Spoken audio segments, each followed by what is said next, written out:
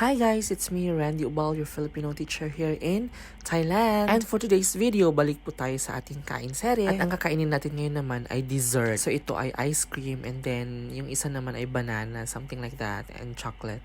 I don't know, basta masarap siya. Anyway, maiba ako guys. Nag-start na pala kami sa aming reporting sa school. So itong video na to ay pagkatapos ng aming first day of reporting. First day of reporting pa lang guys, pero nakakapagod. Nakakapagod to the point na wala akong nagawa, wala akong nalinisan, ganun. So nalaman na nga namin yung advisory class namin at saka yung mga subjects na ituturo namin. And to tell you guys, ang daming pagbabago talaga. May mga nalipat ng grade level, may mga bagong partner na hindi ina-expect talaga, at meron din naman yung mga hindi nagbago. Like kung sino yung estudyante mo last year, sila pa rin estudyante mo ngayon. Diba? Nakakasawa naman yung gano'n. Basta kwentuhan ko kayo guys kung ano yung mga pagbabago dito sa Matayon. So don't forget to follow me guys sa TikTok and same as share with my FB page, Teacher Randy in Thailand. Yun lang guys. Thank you for watching. Bye!